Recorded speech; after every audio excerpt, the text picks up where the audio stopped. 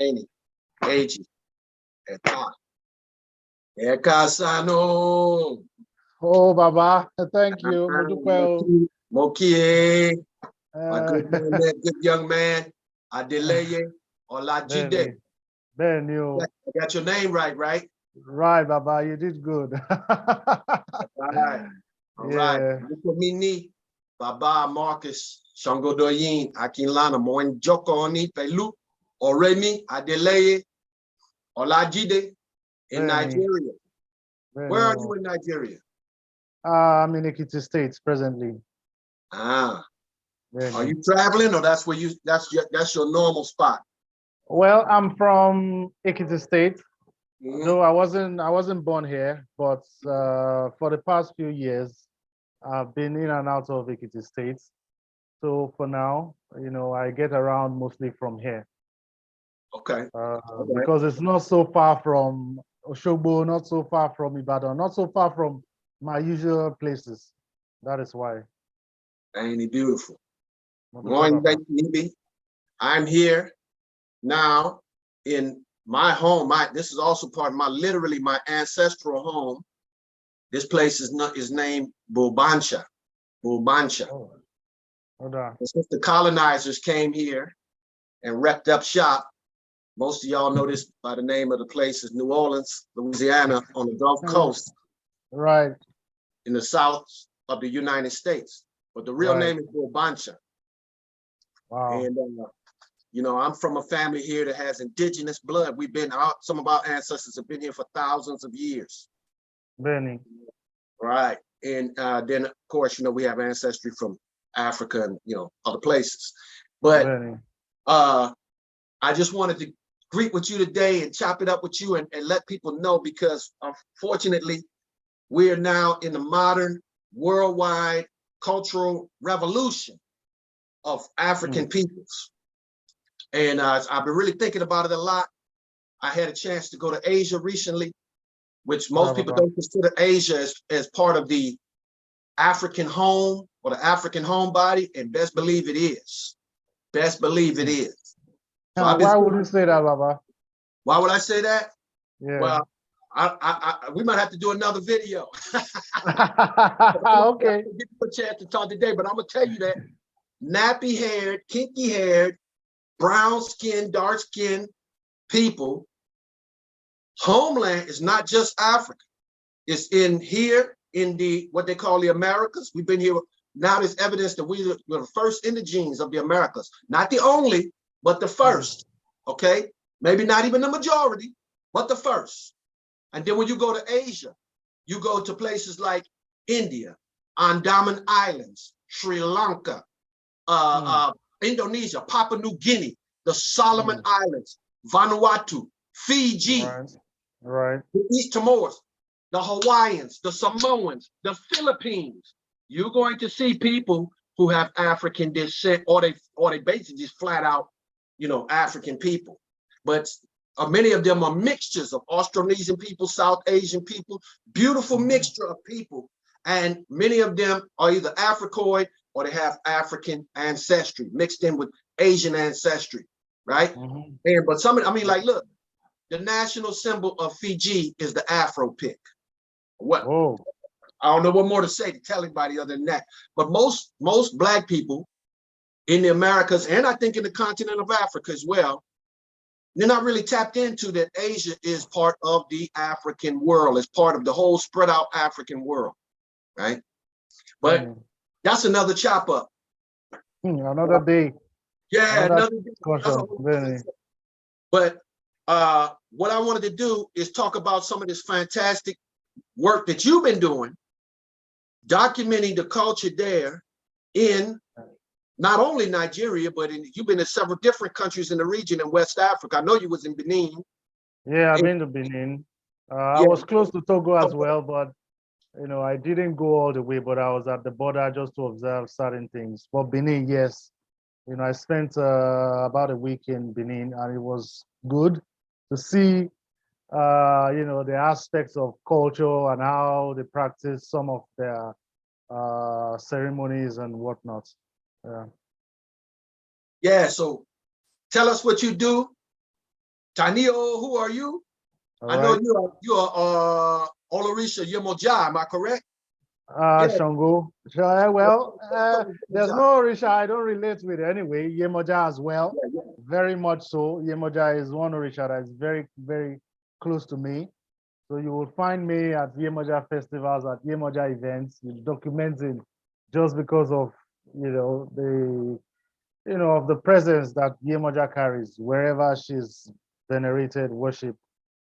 Very much so. Very. So, yes. Tell us what you do, who you are. Then I'll tell the people who I am. All right, Baba. Thank you very much for the opportunity. I am Adeleye, popularly known as Ẹ DÁ DÚDÚ.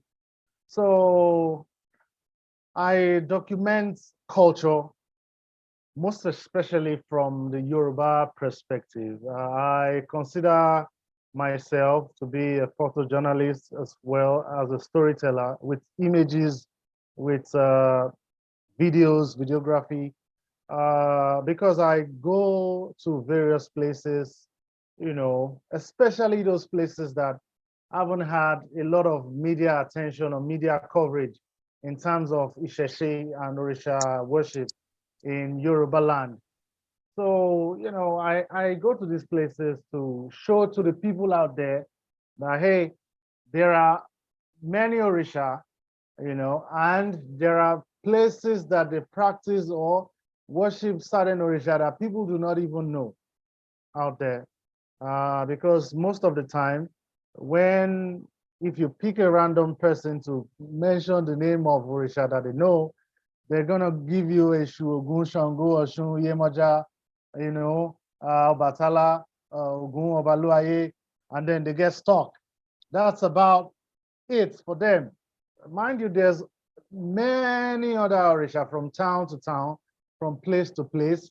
So I want to go to those places, and I go to some of those places just to see how it is that they reach out, they worship this Òrìṣà, they are Oriki, and to also show people out there, especially in the diaspora as well, that have no opportunity or haven't had the time to witness culture straight from the motherland, to see the essence of this thing, to see the beauty of it in its rawest form. That is the catch for me. Documenting it just as it is, to put it out there for people to see that, oh, it is so. So in a nutshell, that is just what I'm about and what I do at the moment, Baba. And one of the things that I do as well. Yeah. I dig it. I dig it. And my understanding is you have a new book coming out. Is that correct? Yes, Baba, I have a new book. It's already out now. It's live on Amazon. It's a photo book that encompasses the aesthetics of culture, the various things, the various tools, the various dimensions of beauty, of appearances, of costuming, of dressing, hairstyles, that also embraces or depicts culture the way it's practiced, and contained within, many festivals that, you wouldn't necessarily find content about them online on YouTube, in books. I took my time to go to a lot of these places that, media hasn't really touched there yet, just so I can put it out there, and also for the sake of publishing in a book. So yeah, I have two books on Amazon. The first one has autobiographical dimension to it, with a lot of images as well, over 500 images. The one I released a few days ago on Amazon has over 750 images of events, of culture, and in the first-hand form. So yeah, it's a big deal, and that's part of why I go to where I go, just so I can put it out there. The certain details that I've gathered and collected through videography, through photography. And Kosheo, that puts me in the mind of Roland Abiodun. Right. Great scholar and whatnot. Right. And what you asked me before about Asia puts me in the mind of Ruanoko Rashidi. He borrowed Tarun. May his journey be well. Unfortunately, he just made his transition. I was on his Patreon page. He just made his transition, but he always put us down with the African presence in Asia and things like that. And it's good to chop it up with you about the importance of our cultural genius on a worldwide level. Okay. Right. For me, Moni Olorisha Shango. Okay. But in our system, you could call it Orisha Voodoo because it's a mix between Yoruba culture and Voodoo and our culture here, and what we have retained of our Afrocentric genius here. Of course, I'm an artist.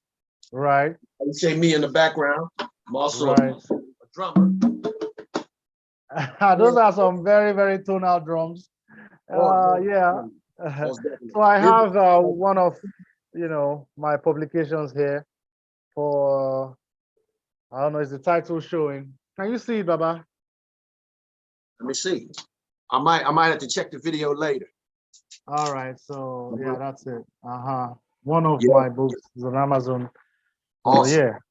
Yeah. I don't exactly have a background of images right now, but on my shirt, I wear a bit of my adventures on me, various images that I've taken from time. So I like that.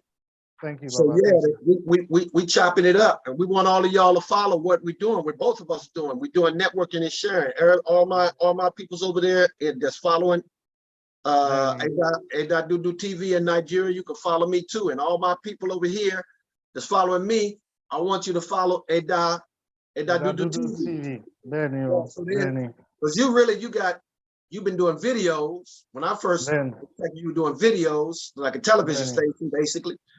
As far as your journalism, now you got the book, right? I like what you're doing too, because from my perspective from here, I sent you some stuff. You see some of the stuff about Ashawa here in Bantu culture. You know, it's deep, right? Definitely. We got other people who like you, similar like you, a lot that document just the life and the culture here. I mostly express it through my art. Or just blend. The art is our culture, right? I come from a long family of artists for generations. So it just comes through in the art and music. But they got other people who are literally photographers, videographers, whatever like that, historians, tour guides, that document in a similar way to what you're doing. You know what? Let me ask you this. Okay, Baba. We good for time, all right. But why do you do what you do? Why are you doing this? Because a lot of people I see they are doing everything they can to move away from traditional cultural genius. You know what I'm saying? And they consider it not to be practical or whatever. They want to be westernized or whatever into that Western system, whatever it is that they feel they don't. I don't see that many people, which is why I'm reaching out to you. I don't see that many people who feel this is important. Why do you do this? To be candid, Baba, I was born into a Christian family, very Christian, very Catholic, very Catholic. But over time, I realized that I knew so much about the Western world. I knew so much about the Catholic Church, and I didn't know anything about myself as an African, So when I started to look inward, I realized that a lot of African practices, traditional African practices, have been demonized and called all sort of bad names. And I passed through the university system, and I realized that wow, we need to begin to use our voices, our platforms, to do the right thing and to correct all the wrongs.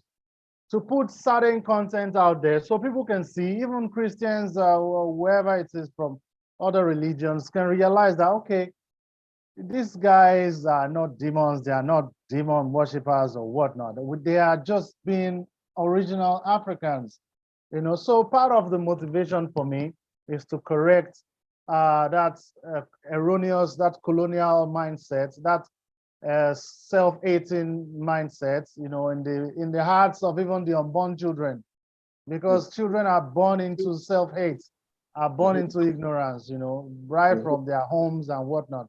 So that is the point of duty for me, to correct, the wrongs in the minds of people, it is also a personal mission for me as well. You know, to do this, I take it as a calling, you know, a divine calling to document culture and tradition, to put things out there for people to see.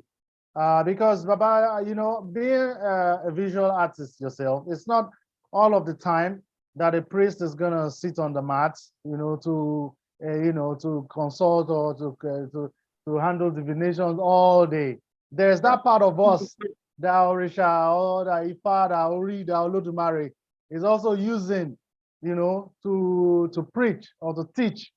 So, you know, with my camera, with my lenses, with my gadgets, with the way I write, with my posts, I believe I'm also, you know, fulfilling that aspect, you know, of priesthood in a way. So that is it for me, Baba. It's more spiritual than just the physical act of taking a picture. It's more spiritual for me.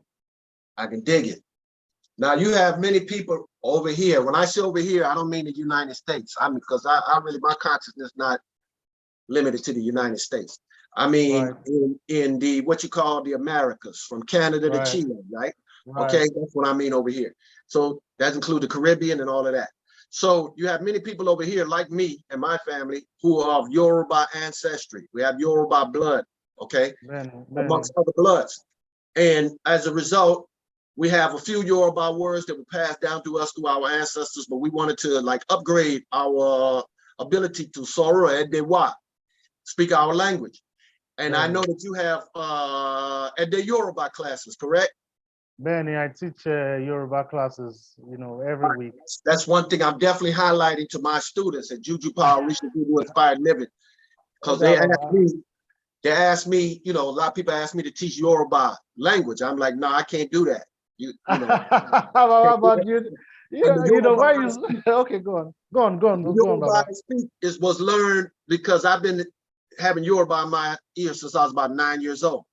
But in the family, but it's like you know, it's like you know, like pidgin or like Creole. You know, you just around it, you hear it, you use it.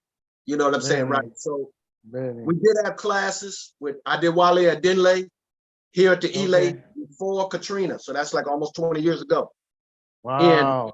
And so yeah, so what I want to do though is let people know that you have these classes and they can tap into you as a source. And we might do another video or something like that where you do some basics for the school. We're gonna put some money in your pocket for that. Something like that. And then people, if they want to get with you for further training, then they can do that. Right? Benny. And then okay. I'm with you, Baba. Please go on. I like what you said about your reasoning. For me, I've been a dedicated activist since I was 19 years old. And you know, that was a minute ago. And I saw a need to change the world, basically. I didn't like what I was seeing with what was going on in the world. And definitely I didn't like what I was seeing, what was going on or being imposed on the African world. So, you know, fortunately, I was raised around a lot of African culture and people that was like great activists in the family and in the community. So I just used them as my role models. And that's how I got in the culture. For instance, my mother got my first dafa for me when I was 16 years old. All right. Yeah, so it's just our culture. But that doesn't mean anything that you was raised in it. That means nothing unless you do something with it, if you follow what I'm saying. Right. So, you know, I grew up in an influence, multiple influences, including the streets. And was born into that too. And grew up in the middle class life, the streets, and the Afrocentric life, 3 different influences. For me, the Afrocentric life reigns supreme. Simple as that, reigns supreme. So at about 19, I started shaking it out. I realized I had to change myself too, because I was rough around the edges, and dedicate myself and find some kind of manhood. And Ashawa, our culture, was like a abundant guide for me in regards to manhood. For me personally. And then I was like, okay, well then I can share this with other people. So that's, and then we, you know, like you said, we use the art, we use the music, but also we use Orisha Voodoo, we use Ifa, Isheshe, however you want to call it. We use that to liberate and survive. Because I've been concerned with survival. You know what I'm saying? I look at the things going in Nigeria. I don't have to look here because I'm in it, right? Right. And so in survival is a major order of the day. Now I know people here are saying like, I'm tired of just surviving. We've been surviving for 400 or 500 years. Your survival ain't guaranteed tomorrow over here. Y'all better catch me when you can, because ain't nobody over here guaranteed to survive, not around here. So I was like, how can I use Ashawa for first us to survive in our families? And I mean it. I mean literally survive. Right. I'm not messing around. And then after we survive, then you thrive. You cannot thrive if you get gunned down. Right. There's no thriving after you've been gunned down and killed, right? Benny. So it's hard to thrive if you get incarcerated for being an activist and put on solitary confinement for 40 years, 23 hours a day in a cell. We just got through doing a tribute to the Angola 3. I don't know if you're familiar with that, but look on my social media. Right. See, these brothers was in solitary confinement for like going on 40 years, some more than 40 years, almost. We'd have to look up the exact details of the years. Don't quote me on that, but a long time. Can you imagine being in a cell 23 hours a day for like 3 to 4 decades? because you're a Black political activist. So, you know, that will motivate me. It's like, this is why I'm calling you today too. I'm not playing around. That's why I asked you how's things in Nigeria. You understand what I'm saying? Yeah, well, right. It's I'm not saying that you have to speak on anything political. Okay, okay. Yeah, I understand. I'm saying that I feel our culture is a conduit for us to survive and thrive. That's why I'm reaching out to you as well. Definitely. Definitely. It's you know, it's an interesting landscape here, and a lot of people these days are beginning to realize that return to our roots is the core of success and breakthrough for us as African people. You know, as much as we are here in the homeland, a whole lot of us still carry on with the mindset of mental slavery. You know, self-hate is rampant, so much so that it's tough even for the practitioner of Isheshe, you know, on the average scale. So we need the return to culture. We really need that, you know, in the diaspora, at home here, you know, wherever African people are, you know, we need that. That is the strength that we have, essentially, you know, that is the strength that we have. So I just hope, you know, now and in the near future, a whole lot of turnaround happens, especially, you know, over here.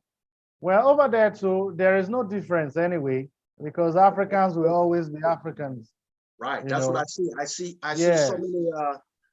Of course, there are differences, but I see so many foundational similarities in what we're dealing with on a day-to-day survival basis. And you know, this is why it makes me happy.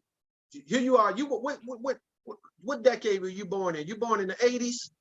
In the 80s, Baba. Yes. Okay, so I could say that I'm very happy with you. Hey, I'm a 60s baby. I'm very happy with you 80s babies. And I really am. Some of y'all are just like a burning spear on fire. And wow. Yeah, it makes me very happy. I feel that your contribution is, and of course the contribution of my generation and the generations before me in regards to this work. But let's talk about y'all right now. Your contribution is going to really help to save a lot of us. I mean, for me personally, I'm gonna be honest, if it wasn't for Ifa and Orisha Voodoo, I do not think I would be alive talking to you today, okay? Now, I'm not saying Ifa and Orisha Voodoo is the end all be all everything in life, excuse me. It is not. You have your Ori and you have your own individual power. However, it is a big help. And if it wasn't for that help, I would probably have got caught so much by Iku, by death, or the Ajogun. I faced, like many people here, I faced well enough, and and a lot. I do put for the Lord, I'm still here. And so I don't have no doubt about the seriousness of the benefit of Ashawa using our own cultural genius, our own cultural thought, using our own language, studying our own art forms, our own way of building houses, our own way of living. You know what I'm saying? I don't have no doubt about it, none. Now there were times that I did. Don't get me wrong. Now the struggle will make you wonder, am I going about this the right way? But not anymore. Yeah, sometimes moments of doubt does creep in, you know, and that is why we are human beings essentially, and that is why we need the inspiration of the supernatural at times to see us through, because we can't always do it on our own at all, you know. And you know, Yoruba people believe that even we're gonna go to close. This was a free form chop up to share with people. You know, right. I know it ain't gonna connect with everybody, but I definitely know it's gonna connect with some. I'm gonna put all the buku links. So I need you to send me all your links, how people can reach you. I'm gonna put all my links, how people can reach me. Okay. I think it was Kwame Nkrumah that said, "Forwards ever, backwards never." Right. That's us all day, every day. That's how it should be. Yeah. On Joe Bugbo. And I want to say this last thing I'm gonna say. You write about uplifting the names and getting people away from believing these lies that were said about our cultural genius. Like this place, Ubanchi, is worldwide famous for voodoo. And this is why I use the name voodoo. I have some rights in voodoo for sure, but you know, mostly I'm an Orisha priest, but I have some rights in voodoo as well. But I always uplift the name voodoo. Voodoo is a beautiful name. If you know what it really means or whatever, that's another video. We can get into that, what it actually really means. But it is, I'm so proud to be from here, which is one of the places in the world that maintained the name and the culture and the tradition of voodoo, even through war, bloodshed, murder, conspiracy, colonization, slavery, whatever have you. Then we never can be. We can never be stopped. We never can be stopped. Never. That's the spirit. We never. Right. We just grow. Now, in any condition. Right. Close us out. Close us out, Adelaide. Let's hear from one of the burning spears of the 80s baby generation. Close us out. Well, Baba, thanks for having us here. It's been fun. Rubbing minds with Baba Marcos, Ṣàngódoyin, Akinlana, you know, so hopefully whoever watches this is inspired to even connect more with their roots. You know, something like this is meant for those who have lost their ways, you know, because we can't be putting stuff like this out, and then it's those who are already aware of themselves that only have to watch. So for whoever is out there that wants to embrace the Africanness within them, this is for you. So Baba, until next time, I appreciate this. You know, I wish you well in your career as an artist, as a priest, you know, as an elder in the community over there. Thanks, Baba. This has been really nice. Looking forward to another time. Yeah. Yes, hopefully for this little clip, this little chop up, we're gonna bring further connection. And I will see you soon. I'm gonna put that out there. I will see you soon. We'll see each other soon face to face. We gotta get you here and I gotta come over there. Let's put it Baba. Looking forward. All right, Baba. All right. We greet everybody with love. Odabo. Odabo, Baba. Yeah.